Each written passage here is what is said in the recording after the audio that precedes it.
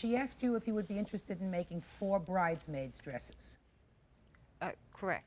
So tell me about that conversation, because according to your complaint, you made the dresses, and then she didn't pay you for them and didn't pick them up. That is correct.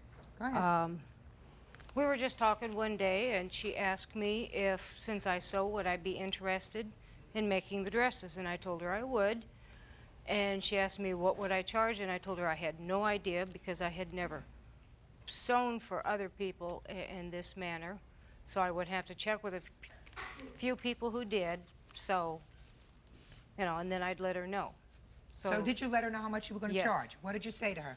I told her that I was told, since I was not a professional sewer, that a fair price to charge would be $10 an hour. And what did she say? She agreed. Is that correct? I did not agree to the $10 an hour. What did you agree to? When I approached her, I told her that I had been to a few seamstress that could do it for $120, and if she was interested to make some extra money for her sewing equipment, that if she would be willing to do it for under $120, and she agreed. So according to you, she didn't say anything about $10 an hour. She mentioned the $10 an hour. What do you mean she mentioned it? She said that that's what she was told to charge, being that she was a beginner. I asked her if that would keep me under the $120, and she said yes, as long as I did all the legwork, which I did, and she said that that would keep me under $120. So then what happened?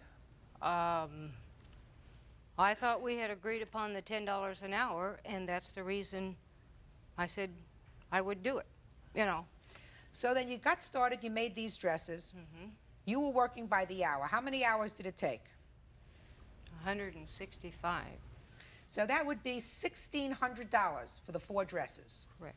Or $400 a piece. Correct. 4 times as much.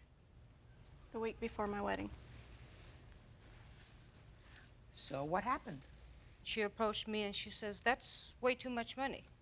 Sounds like too much money to me, too. Yeah, I mean, it was a lot. I didn't realize I had been working that many hours on it. I was just sewing, doing what I enjoyed doing. And when we figured out the hours and that, yes, it came to $1,650. Well, yes, even I thought that was a little much. So I agreed to cut my hours in half. To make the dresses a little About over $200 a piece. Correct. And she said, Oh, that's too much money. and you said, Well, if you can't pay that price, then you don't get the dresses. So I didn't take them. This was all brought up the Sunday before my wedding. We talked to her one more time the Tuesday before my wedding and asked her and tried to talk her down. We offered her $150 for each dress over what we wanted to pay, and she would not accept that. She said, sorry, no money, no dresses. did they offer to give you the $150 for each dress? No, ma'am, they offered me $150 for the 4 dresses. $150 for the And- 4 dresses? No, And I 150 per said, dress, and I have "No way." my witness right here to verify it. Well, maybe that was a misunderstanding. That might have been, I don't know. I can remember they offered me $150 for the 4 dresses. That's the reason I refused. I mean, I'm not crazy. The problem is a legal one. Because I see that you did the work. I also know that she got no benefit from the work that you did. And the problem comes from the fact that there was no meeting of the minds. This was a contract. And it was an oral contract that clearly neither of you agreed to the terms of, because you were under the impression that you were going to be paid by the hour. And she was under the impression that whatever you did was going to cost her less than $120 per dress. Correct. If there is no meeting of the minds, there is no contract. And if there is no contract, you cannot sue on the contract, Ms. Addison.